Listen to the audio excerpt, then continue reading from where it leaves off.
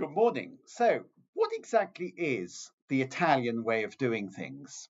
I'd like to illustrate with two little stories from my own experience when I lived in Rome.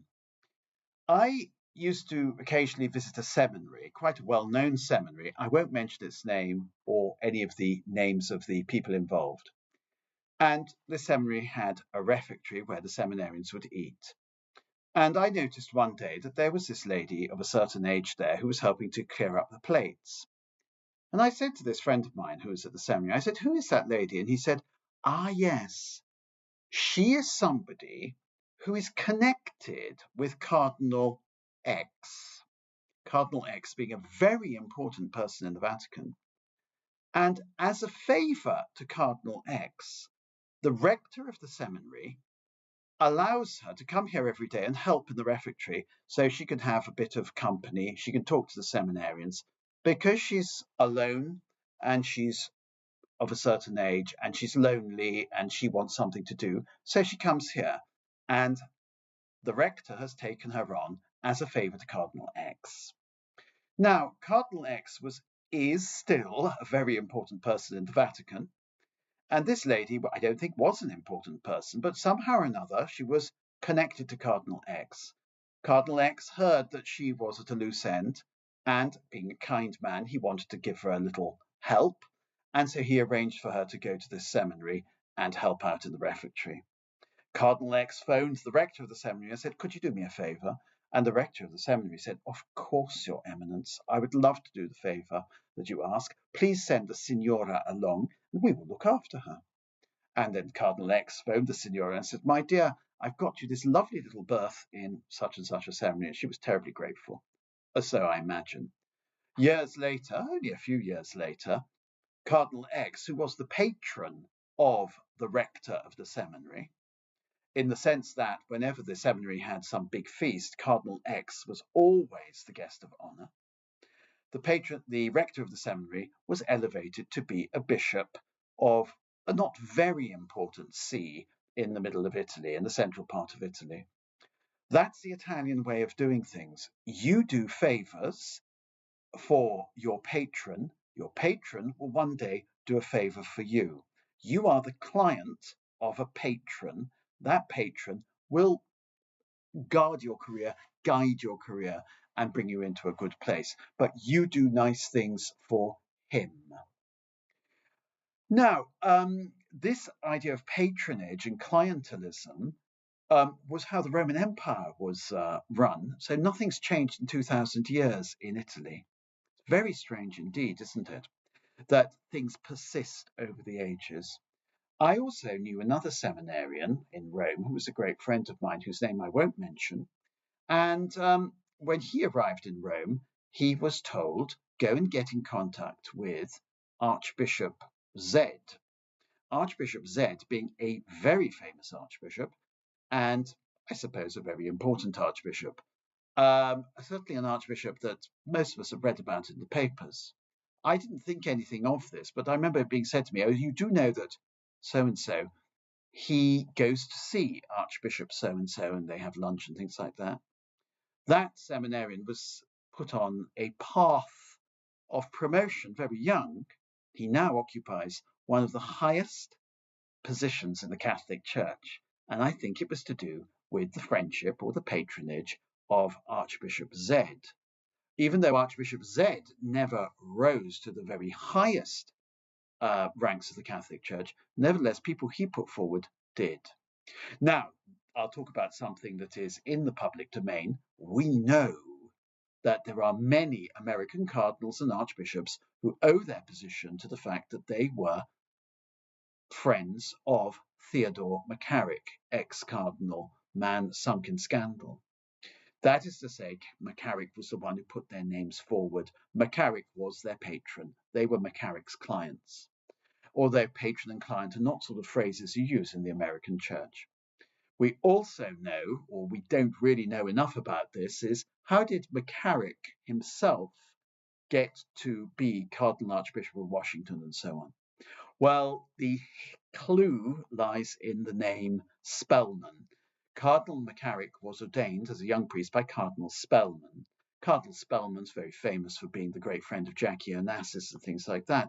But it was probably Cardinal Spellman who pulled up Cardinal the young Theodore McCarrick, from the great mass of undifferentiated clergy, made him something special, and put him on the road to promotion. That is how it works in the church. That's how it used to work in the British civil service before they invented competitive exams. Now, if you want to be a British civil servant, you do an exam and you're marked and you are graded and you get a job in accord with your performance in the exam. You might just go into the ordinary civil service, or you might go into the accelerated stream, as it's called, the ones marked out for special promotion, but it's on merit. Now, believe it or not, in Italy, they have what's called il concorso libero, the free competition. That's say, if you want to be a fireman, you have to come and do a concorso, essentially a competition, essentially an exam. Now, you can't, and these exams are anonymized. So when they're looking at your performance, they just see candidate 123. Well, there are ways of getting around the anonymization. And it is said that if you have the friends in the right places, they can guarantee you a job as a fireman, even though the concorso, the competition, is anonymized. Okay? Now, and of course, who are these people who can get you that job? Well, they are the mafia, aren't they? And that's what happens. In the south of Italy, as Giulio Andreotti, I seem to remember, once remarked, in the south of Italy, government jobs, the government is the biggest employer, and the government jobs are handed out through libero concorso, free competition, anonymized free competition. And yet, of course, you get around the anonymization. You say to the people looking at the papers, hey, there's a certain paper you need to look at and look at very well. And they'll make sure your friend, who pays for this privilege, don't forget, gets the job. The other thing about the Italian way of doing things is as follows. There was once upon a time a man called Mussolini, of whom we've all heard, and there is a time in Italian history which is referred to as Il Ventennio, the 20-year period, when Mussolini dominated Italian politics. And il Duce ha sempre ragione, the Duce is always right. It was a totalitarian state and a highly centralized state. In theory. In practice, it wasn't ever. In practice, it was all chaos and people got on with doing what they liked. After the war, with the new constitution, they decided to have a system where no one person would hold too much power. Now, this is essential for understanding Italy. No one person was allowed to hold all the power. So the prime minister would be, the office of the prime minister would be a very weak office, so the prime minister could easily be overthrown, and generally was after a year. The prime minister would last about a year. The average Italian government lasted about a year after the war for several decades. Then there was a president who had a lot of power, but not that much power. And then it all worked, and then, of course, perfect bicameralism, which meant the Senate had exactly the same power as the lower house. And then you had what's called legislative ping pong. The lower house would pass a law, it would go to the Senate would send it back, the lower house would send it to the Senate would send it back, and it could go on forever because the Senate had infinite power to delay legislation. Now, the terrible thing about this situation was nothing got done. And it was all very, very, very frustrating for ordinary people. This dispersed power also holds good the lower down in the pecking order, in the pyramid of the state. In Italy, you have, I think, roughly about 6 police forces. You have the carabinieri and you have the police. What's the difference? There is no difference. The carabinieri are originally a regiment of the army, the police are the police. Then you have the polizia urbana and the vigili urbani, the polizia municipale, the municipal police, the local police, and you also have the vigili urbani. Now, the vigili urbani are essentially traffic wardens, traffic cops. The municipal police have a bit more power, as I'll explain shortly. Then, of course, you have the financial police. And I remember an Italian friend of mine saying, these are the ones you don't make jokes about. They're essentially the ones who come and look at your books. They track down financial crime. They would be the only ones the mafia would be really worried about. And then you have the penitential police, the Polizia Penitenziaria, who look after the prisons. And then, of course, you have the maritime police, who are sort of like the Coast Guard. You've got a lot of police forces. And the reason is no single police force will dominate the country. There used to be a lot of fear in Italy back in the 50s and 60s that the Carabinieri would stage a coup. But of course, and so the reason why the Carabinieri were never going to stage a coup, they probably never were anyway. So the reason why you had so many police forces, so one police force tried to stage a coup when you had other police forces to try and call on them. The municipal police, to get back to them, they have quite a lot of power. If you're a shopkeeper in Rome, in the good old days, or a barkeeper, if you wanted to go on holiday and you wanted to shut your premises, you had to have permission from the municipal police. If you didn't have that permission and the municipal police came round and noticed your place was shut, then they would fine you. Now, what happens here is sometimes you went to the office and you queued up and you say, I want to shut my bar from the 1st to the 15th of August. They said, yes. They stamped your document, you paid, and then they lost your document. And then the municipal police came round. They saw that you were shut. You didn't have permission to shut. They would fine you. Then you had to go back to the office and say, look, I've been fined, but I had permission to be shut. Oh, did you? And so on and so forth. Schmozzle, you'd have to work it out. Now, the municipal police had there was a lot of overlap between the police, and sometimes if you shut your shop or something, well, maybe you had permission for somebody else and so on. So you can imagine the recipe for chaos. The other thing is, what is this anyway about shutting your shop to go on holiday? You need the police's permission. It's extraordinary, isn't it? To a British person or an American person, this is absolute nonsense. If you want to shut your shop, shut it. But in Italy, it's different, isn't it? The Italian way of doing things. The other thing was, not only were you not allowed to shut your shop just when you wanted to shut your shop, you had to keep to the set timetable for shop opening hours, which meant you had to shut between 2 and 4. And this was a legal requirement so that the workers in the shop could have a break in the middle of the day. They could go home to lunch with their mothers. However, Rome is such a big city now that nobody really could go home to work to have lunch with their mothers. If it took about 45 minutes to get there, it wasn't worthwhile going home. There used to be, in the old days, 4 rush hours a day in Rome, lunchtime and then after lunch and then in the evening. So they wanted to change the law, but this required legislation to change the law. And eventually they managed to get the legislation through. And they've now introduced what they call l'orario non stop. But before that, many frustrated tourists would want to go shopping at 2 p.m. and couldn't.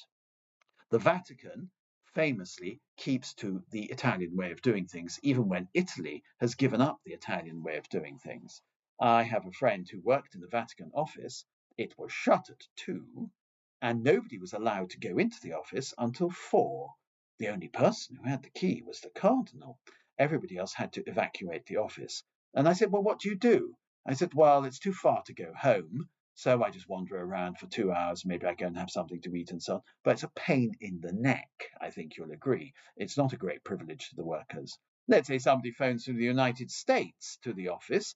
They find the office is shut. Or phones from England. They found the office is shut. Now, how about that, eh? You phone up the Vatican and you're told, oh, it's shut for lunch. Not good. Incidentally, also in the Vatican, I was told this. They would not accept emails. You had to send a fax because it had to be signed. And the signature on an email or the fact of getting an email is not good enough. So the Vatican was using faxes, I'm not sure if they still are, long after faxes had died to death everywhere else. Now, the Italian way of doing things. We talked about dispersed power in the Italian state. In the Vatican, it most certainly is dispersed power. The Vatican is a structure of overlapping fiefdoms and kingdoms. So, for example, the most famous one is you've got the Vatican Bank, which looks after the Vatican money, except it doesn't really, because the wealth of the Vatican is to be found in its property. That's looked after by APSA. which is called the Agency for the Administration of the Patrimony of the Apostolic See. And APSA is the real power in the land. APSA has the wealth, but the wealth management is supposed to be carried out by the Vatican Bank, isn't it? So that's not great. And then, of course, there's now this dicastery for the economy, in other words, the finance ministry of the Vatican. But APSA, as Cardinal Pell discovered, won't come to heel, and as Libero Meloni discovered, won't come to heel. Ditto the Vatican Bank. So, and this is the Italian way of doing things. You don't want one person having too much power. We don't want one person telling us all what to do. I suppose it reflects the fact that in the Middle Ages, and I know the Middle Ages was a long time ago, but frankly, in Italy, the Middle Ages is yesterday. Things persist over the centuries. It reflects the fact that in the Middle Ages, you had lots of rival city-states, all of which were terribly jealous of their hard-won freedoms, and all of them were very keen to force away the attentions of the powers in the land, the emperor and the pope. And so you had all these franchises in Italy. That is to say, we have our way of doing things. This is Florence. Whereas down the road in Pisa, that's another place, so you can do it differently there. But please don't tell us in Florence that we have to do it the way the Pisans do it, and so on. Now, let's talk about the mafia, as I love to talk about the mafia, as you all know. The opening scene of The Godfather, the movie, starts off with a man called Amerigo Buonasera. Buonasera means good evening. He's an undertaker. Good evening, undertaker, get it. Amerigo is also an important name because Amerigo Vespucci is the Italian who discovered I don't know what, but after him the American continents are named. America comes from Amerigo. And Amerigo Buonasera starts off speaking, I believed in America and I believed in the American way of doing things. But my wife said to me, for justice, we must go to Don Corleone. And Don Corleone says, why did you go to the police? Why didn't you come to me? You know, in other words, going to the state for justice, or just going to the state for something to be done or to get something done, when the state is paralyzed and the state doesn't deliver, that's why you go to the mafia. Okay, you only really go to the mafia when you've got a big problem, I would suggest. I remember when I lived in Rome, we lived in Via del Corso, which is the main street of Rome. My goodness, you never got a moment's peace. It would be noise, noise, noise until 2 a.m. and then it would start up again at 4. There was no double glazing. And the worst noise was a bunch of buskers with amplification playing their ghastly music outside our church, this terrible caterwauling, which has wrecked Rome, by the way. And I said to a friend of mine who was a carabinieri, can't you do something about this? And, oh, well, I don't know if you know the law, blah, blah, blah, blah. It's true it's illegal to make a baccano, a noise, a demonstration outside the church. But no, I don't know. I said, you must speak to the municipal police. I said, I speak to them. I said, oh, well, I think you need to speak to the police. Oh, yeah. And I thought to myself, for justice, we must go to Don Corleone. And I remember opposite there was a man living, and he said, my father's dying of cancer, and we have to listen to this ghastly racket all day long. And I said, well, for justice, we must go to Don Corleone. And he laughed. He said, yeah, in Italy, you can't get anything done. This is Italy. The Italian way of doing things, it doesn't work, or it does work, but the Italian way of doing things is paralysis and frustration. That is why, if you want anything done, you really do have to go to Don Corleone, and he'll get it done for you. There'll be a price to pay, because later on, Don Corleone will say, he'll say to you when he's doing you the favor, he said, one day, and that day may never come, I will ask you a favor. And of course, you get asked a favor, and you do it. Now, I know with Cardinal X, as I called him, the favor was, would you take, La Signora and give her a job in your seminary? That's an easy favor to do. And then later on, you get made a bishop, which is great. Thank you, Cardinal X, for your patronage. But sometimes And of course, Amerigo Bonasera, the favor he had to do was to bury the Sonny Corleone. I don't want his mother to see him like this. Look what they did to my boy. Well, that's okay. But but it could be a nasty favor. Incidentally, one of the things about The Godfather, not I know, set in Italy, it's a generational thing. Now, you would think that in Italy, not appointing by merit would lead to massive inefficiency. Yes, it does. So you say to people, ma, that idiot working in your office, why the hell is he there? He's an idiot. Can't you sack him? And they say, ma lui è stato raccomandato. Che possiamo fare? He was recommended. What can we do? That guy, the idiot sitting in the corner, who's a waste of space, he's there because his great uncle happens to be the mayor of Catania, or his aunt happens to be the friend of the senator, or something like that. So we have to take him. However, we also take people who are recommended to us who are quite good. And because they're recommended to us, they feel they have a personal relationship with us, and therefore they work well. Now, this is important. The family loyalties, and I mean family as in, blood relatives, but I also mean family in the mafia sense. The family loyalties are exceptionally strong, and they do produce, well, they don't produce slackers. They do produce good company men, people who will really work for the company. Now, for example, let me give you an example. In The Godfather, the guy who makes the cake for the wedding is also, the guy who makes the cake, his son-in-law is, his immigration status is sorted out by Don Corleone. He then comes to see Don Corleone in hospital with a bunch of flowers. And when they come around to assassinate Don Corleone in hospital, he's there pretending he's got a gun. His son is the one who makes the cake in Godfather 3. And so for 3 generations, that family has been making cakes for Don Corleone. And they love it. And they feel they've got status. Don Corleone is my friend. I'll tell you another thing which I find really extraordinary. When the great Gianni Agnelli died, one of the greatest Italian industrialists, the head of Fiat, which is the biggest Italian company probably. A lot of people went to his funeral, and by a lot, I mean thousands upon thousands upon thousands upon thousands. And they said, and they did some vox pops on the telly, and they said, "Why are you at the funeral?"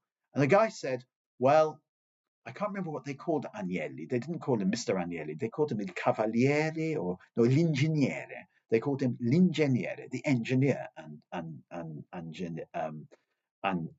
Agnelli." And this guy said, "Well, I've worked for the engineer for 60 years. I had to come to his funeral."